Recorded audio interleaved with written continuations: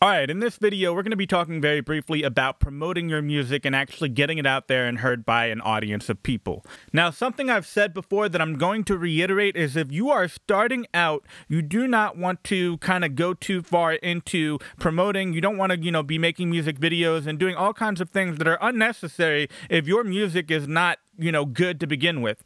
And I think, people have a really hard time being realistic about the first, 1, 2, or even 3 years of their career in, making music.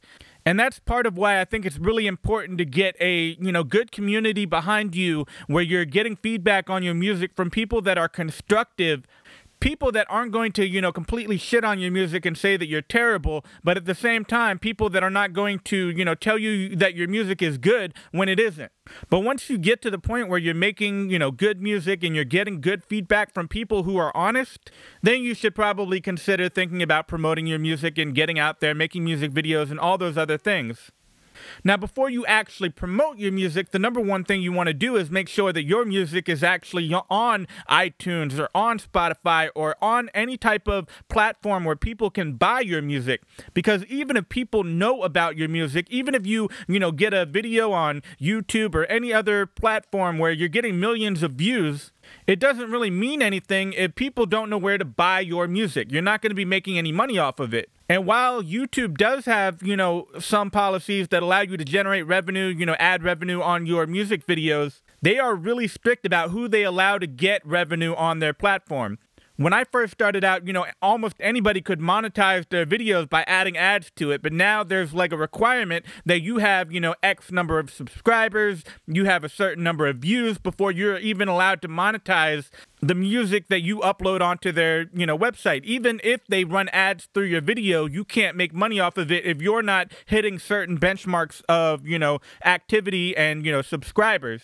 So it's very important that before you actually go out and promote your music and try to tell people about your music and make them aware of it, that you have your stuff on iTunes or any of the other platforms that have music on them. So there are many different, music distributors that you can go through, but these three are probably the most popular right now.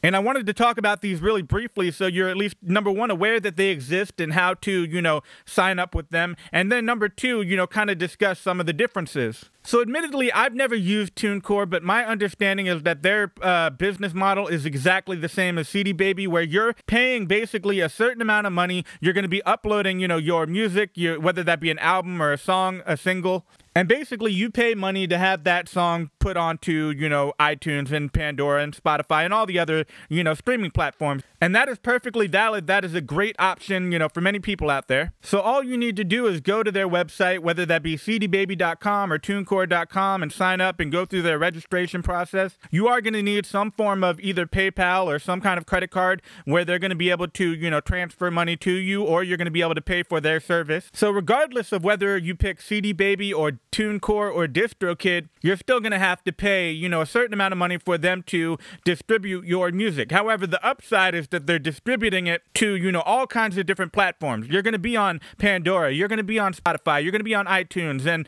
anything that you can think of, they're probably already distributing to all these different platforms. As you can see this one, TikTok, Amazon Music, Google Play, etc. To my knowledge, I don't think that any of these different distributors, whether that be, CD Baby or TuneCore or DistroKid, I'm pretty sure they all distribute to the exact same platform. So it's not like, one of them will distribute to iTunes and the other one won't. They will all distribute to iTunes and Spotify and definitely all the major streaming platforms. So you don't need to worry about that. However, for CD Baby and TuneCore, you have to pay money for every single song or every single album that you upload onto those platforms. However, for DistroKid, they have a subscription-based service, and you will pay $20 every year in order to upload as many songs as you want to. So if you have 100 different songs that you're trying to sell in volume, that is a much, much better deal using DistroKid, where you can upload all of those songs, whereas if you were to use TuneCore and CD Baby, you're going to have to pay for every one of those songs. And at the end of the day, you'll be paying a lot more money when you end up, uploading all of those different songs. However, there is one big downside of DistroKid, in my opinion, and that is that once you upload a song, if you do not pay your subscription for, the year, because again, you're paying $20 every year, they will remove all your music from those platforms. So you will not be able to sell your song on iTunes or Pandora or wherever. DistroKid does have an option where you pay an extra $29 and you can have your song uploaded permanently. But that is in addition to the $20 you have to pay every single year. So if you're only uploading one song or two songs or maybe even an album and you want to keep it up there forever, you might want to go with CD Baby or TuneCore. But for most people, I think it is a better deal if you try to go with DistroKid. I prefer DistroKid. I use DistroKid. You pay a yearly fee, which is $20, which is not that much. I mean, to compare, it costs $14.99 on CD Baby for one song. So for $5 more, you can upload as many songs as you want to, and they will be uploaded for a year. However, you would be paying $14.99 for CD Baby to upload a song forever. And let me say that I'm not in any way affiliated with DistroKid, but I think that for most people, this is probably the best opportunity, the best option for you. Again, remembering that after 1 year, if you don't pay your subscription, that music is going to get removed. However, in my experience with DistroKid, without doing any real promotion whatsoever, I've definitely been able to generate more money than I have to pay to keep my music on DistroKid. So, I mean, you shouldn't worry about that. If you can get, at least $20 a year off of, DistroKid, then it is profitable. But after you've gotten your music onto iTunes and Spotify and all those other platforms, the next thing you want to do is actually promote your music. So here are a couple of tips I have for promoting your music. Number one, know what your audience is, right? If you are a geeky nerd, embrace the fact that you are a geeky nerd. Do not try to, market yourself as something that you are not. Because at the end of the day, there is an audience for everything. There is an audience for people who like really horrorcore, dark rap. There is an audience for people that like alternative, weird, indie hip-hop. There is an audience for people that like really nerdy, nerdcore rap. There is an audience for people that like hard street rap music. There is an audience for people that like pop music and alternative music and every type of genre, every type of topic. There is always going to be some kind of demographic that is likely to embrace you. So it is a good idea for you to make music around the things that you are interested in and have some kind of passion about. For example, let's say you like, the video game Zelda. There's nothing wrong with making a song about the video game Zelda. In fact, I remember there was a rapper that was, fairly underground, but he did a bunch of songs which were like basically about Street Fighter. And, he was kind of rapping as, Balrog, a Street Fighter character, or he would be rapping about, Chun-Li or something of that nature. But a lot of his songs were, kind of centered around the topic of Street Fighter. And there's nothing wrong with that. If that's something that you're into, he made music and it was good music. And, there is definitely a demographic of people out there that like Street Fighter that are going to be into that music. Now, that doesn't mean that all your music has to be about Street Fighter. But that brings me back to the third point here, which is that you need to know where to find people who are going to enjoy that content. So, the fortunate thing today is that there are a lot of communities where you can find those people. For example, if you go onto Reddit, I'm sure that somewhere on Reddit there is a subreddit completely dedicated to Street Fighter. So you might be able to go onto that subreddit and, advertise it and say, hey, here's a song about Street Fighter, and people might actually listen to it because they're interested. It's the topic that they care about and enjoy. So that is something that you should think about, if you have some kind of theme going on with your music, that you can find the audience of people that enjoy that topic and then market it to them. They are going to be more inclined to listen to your music if, they have some kind of connection with you, other than, you advertising and saying, hey, I have some music, listen to it. So it's a good idea to go to, subreddits and communities where people are into a certain topic, whether that be, if you have a rap song about Pokemon. And it doesn't have to be, video games. It could be anything. If you're rapping about a really deep political issue, you can find people that are into that,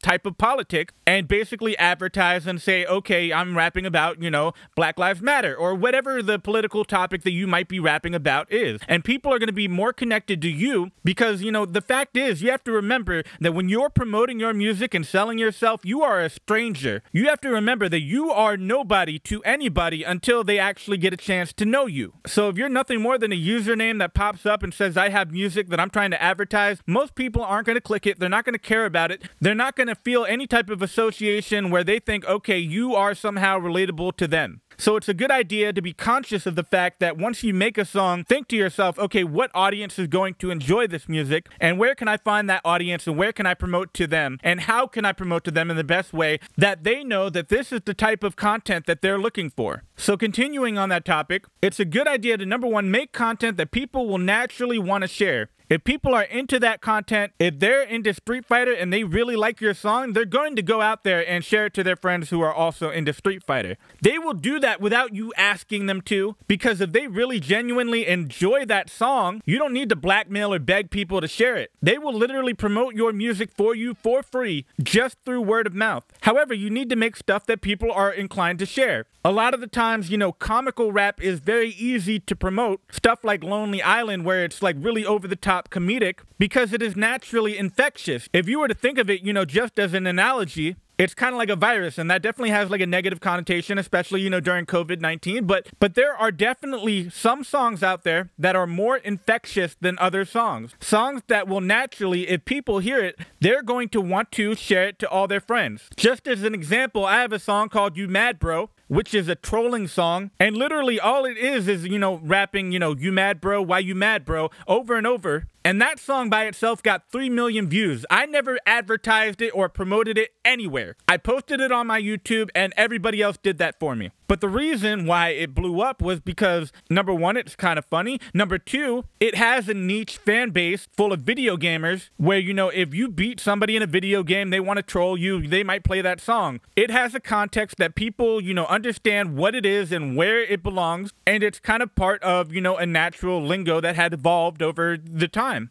The second point I want to talk about is to piggyback off of trending content. And basically what that means is to go out there, find things that are either already blowing up or about to blow up, and make sure that your music somehow finds a way into that content. For example, a long time ago, I used to play World of Warcraft. There was a user on YouTube named Athene Wins. He made a couple YouTube videos where he was, trolling and being a really over-the-top character. It was comedic, whatever. But I saw that his videos were starting to get a lot of attraction. That's how I found it, because I was a World of Warcraft fan, and I saw that he was getting, millions of views on his videos. So I actually contacted him back when, it was easy to contact people and message them on YouTube. I basically reached out to him and I said, hey, I can do an intro song for you. And I, didn't know for a fact that he would, be okay with that. I just gave it a shot and he said, yeah, that would be cool. So then I made a song, he used it in all of his videos, so when his videos get millions of views, I have my song at the beginning of it, and then when I uploaded my song onto YouTube, it was getting, 200,000, 300,000 views just off of people hearing the song and saying, okay, what is this song? So that kind of blends into the next thing I'm talking about, which is promoting creatively. You have to really think about, okay, what is a good way to promote my stuff? Don't do what everybody else is doing, number one. Number two, don't just go online on Facebook and just post your link and spam it to a bunch of people. People don't want spam.